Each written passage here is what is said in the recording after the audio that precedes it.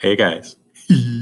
We are going to be going over a tool today that some of you got to see a little bit of during our Zoom last week. But if you weren't here for that, or if you wanted a little clarification, this video is for you.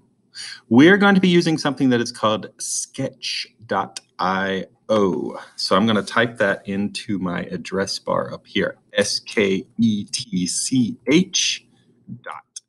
.io, sketch.io. And when I hit enter, I'm going to go to the Sketch.io page right here. It's called Sketchpad, but like I said, the website is sketch.io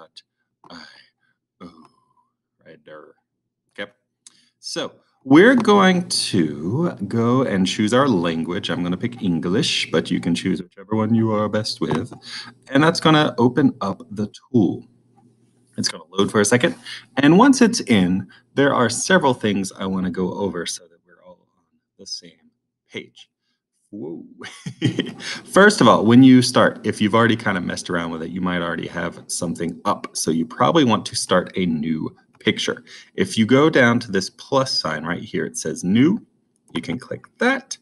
And then you can pick if you want it blank or you want transparent. There's a bunch of options, but pretty much the only two we're ever going to really need is blank and transparent. You can choose the size you want it in pixels or inches. So if, let's say I wanted it to be about the size of a piece of paper, I could make it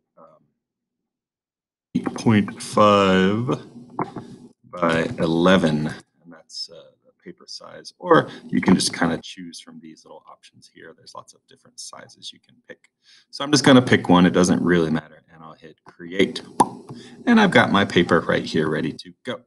Now, it's kind of hard to draw in such a small space. So if you look here on this side of the screen, you will notice there is a little magnifying glass right there.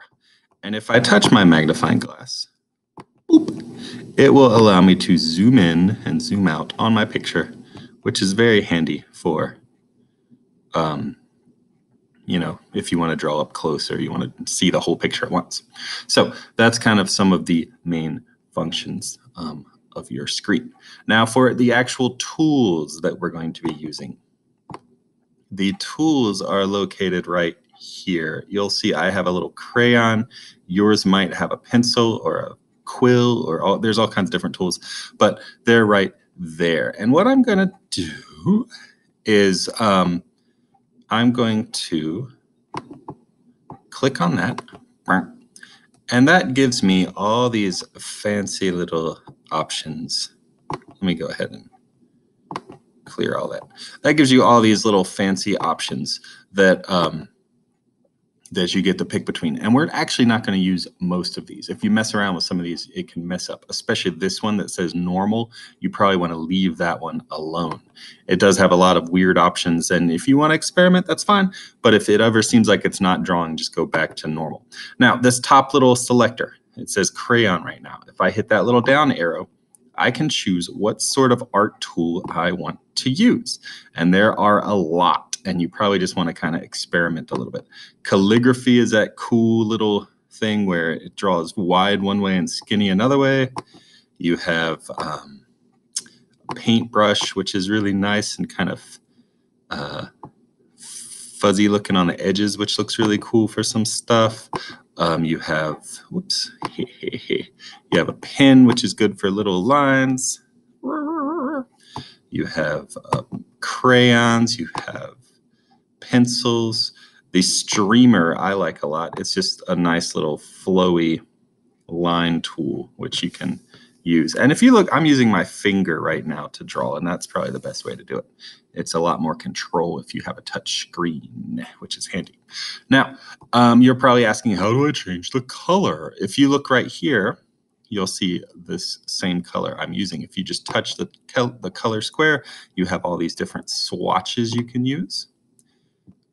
Or you can, so let's say I pick this yellow and maybe I want a lighter yellow. You can adjust it on this bottom part to exactly the color you want. And then once you start drawing, it'll show up nicely there. So there are a lot of tools you can use on this, all under here. that if you just want to kind of experiment and play with, that's awesome. There's some really cool ones. There's some weird ones. On the bottom is your eraser, which is one of the most important ones for erasing and such. Now, another handy thing, when you are on your tool selector, like let's say I'm on a crayon, okay? This at the bottom says line width. You see that right there? Right there. Right. Whoops, I lost it. Where'd it go? On the bottom, it says line width right here. You can make your lines bigger or thinner by adjusting that. So I can make little skinny lines, or I can make big old fat lines. It's up to you. Now, last thing, if you did want to put text, this little T right here is handy for that. You can write, wow, or whatever. You can put some words.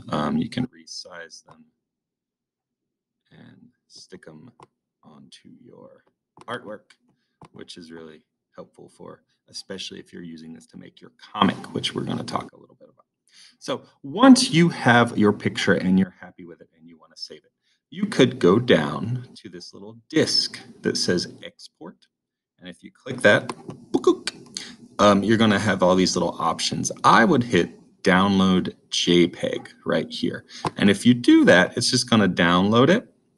And it's going to put it in your downloads folder. If you know where that is, you probably have used this before. If you go to your little file explorer right here, and you can go to downloads, and you're going to have it right there. Okay. That's really, and then you double click it and it'll open up your drawing, and ta-da, what a beautiful thing I have made.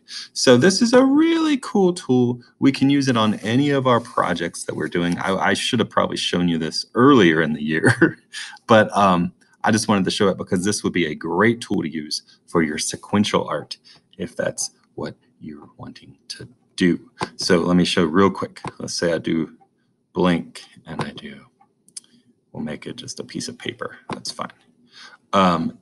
If I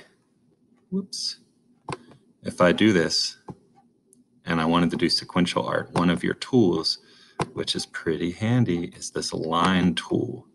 So you could actually make your little comic format using this line tool, which would be pretty handy for making comics pretty quickly and pretty easily. And then I can draw my little picture in each one. Okay, so that's all I wanted to go over today. If you want to get a feel for this sketch.io, it's a really handy tool, and I know you're going to have fun with it. Woo. See you guys. Bye.